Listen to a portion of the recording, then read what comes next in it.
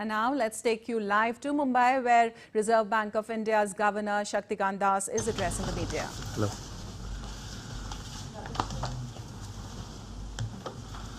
Okay, so we can start. Hello and good afternoon. Welcome to this post-policy press conference. Today we have with us Governor Shri Shaktikant Das, Deputy Governors Dr. M.D. Patra, Shri M. Rajeshwar Rao, Shri T. Ravi Shankar and Shri Swaminathan J. We also have with us Executive Directors Dr. O.P. Mal and Dr. Rajiv Ranjan, and also some other colleagues from Reserve Bank. Sir, as is customary, I would request you to make your opening remarks, and thereafter we'll move to the question answers. Good morning and namaskar to all of you once again. I have 7 points which are primarily drawn from the statement which I have already made, and they are very brief. 1. Domestic economic growth is resilient. Number 2. Inflation has moderated from its earlier high levels, but the pace of disinflation is uneven and slow. Number 3, but still there is a distance to cover to reach or to align inflation to the 4% target.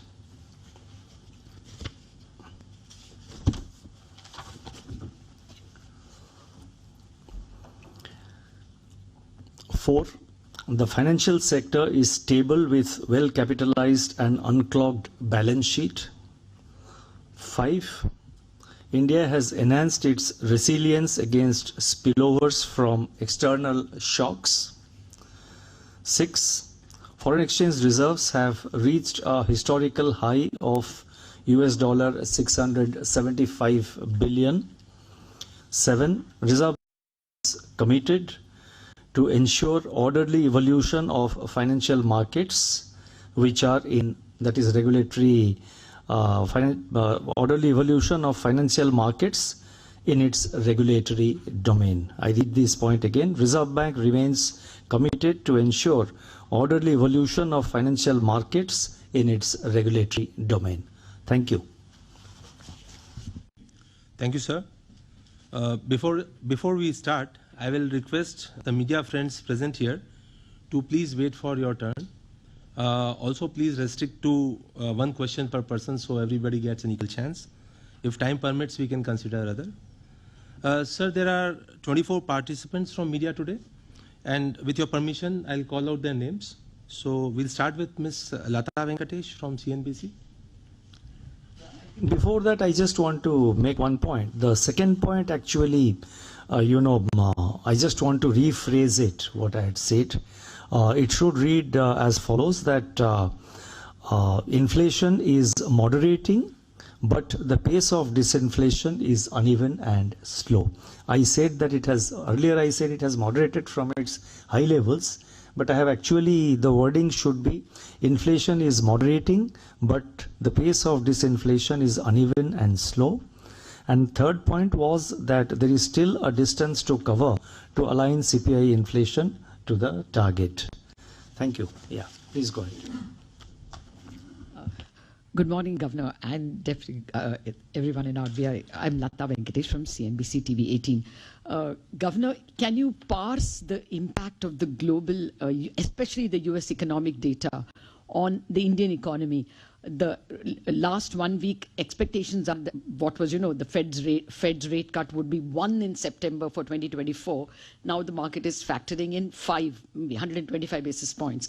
While we completely understand that, you will set policy as per domestic economy, regardless if the, economy abroad is so weak, it will tell on global growth. So if you can give an idea whether you see any downward bias to our growth and inflation, if things were indeed to turn out to be that the Fed has to do 5 cuts, if there is that kind of a slowdown. As well, a request, why don't you give us now nominal forecasts also? Because that is becoming as important. No, that's a separate issue. Now, I would guess that there would be a few other questions also on this topic because it is so fresh in everybody's mind. So we were expecting actually quite a few questions on this issue. So is there anyone else who wants to ask a question on this particular area or a related area so that we can take it all together? No, I think same questions. Okay. Now, you see, there were some developments in we were referring to the United States economy. Now, actually, if you see, I would like to say two things. Number one is that the unemployment data which came from the United States just last week, that has created some, that has led to this kind of speculations. But if you look at overall economic growth in the US, I think it's doing quite well. The second quarter growth numbers in the United States were higher than the first quarter, and it was about 2.8. It was 2.8%. And then the second point is that this is a kind of a, this is just, so far as unemployment is concerned, it's a 1 month's data. Now, based on a 1 month data, you cannot assume that, you cannot rush to a conclusion about possibility of slowdown or possibility of a recession in, in a large and the largest economy in the world. So you have to see, you have to wait and see the incoming data. In any case, I think some narrative coming out from several members of the Fed, they have also said the same thing, that we need to watch.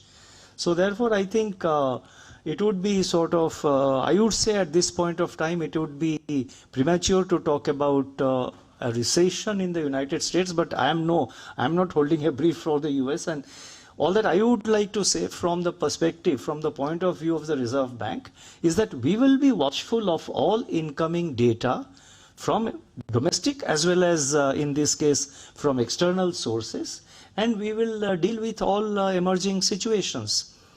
Further, let me also add, and it is there in my statement as well as in the points which I read out just now, today India has improved its resilience vis-a-vis external shocks quite a bit. I think India is far more resilient than what it was earlier.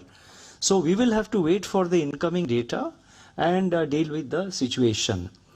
International agencies like, all international agencies like the IMF, the OECD, the WTO, they have all projected world trade to rise this year, to grow this year at about 3% or so against very low growths last year.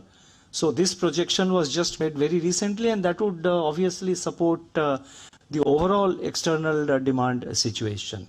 So I'll stop here. Thank you, sir.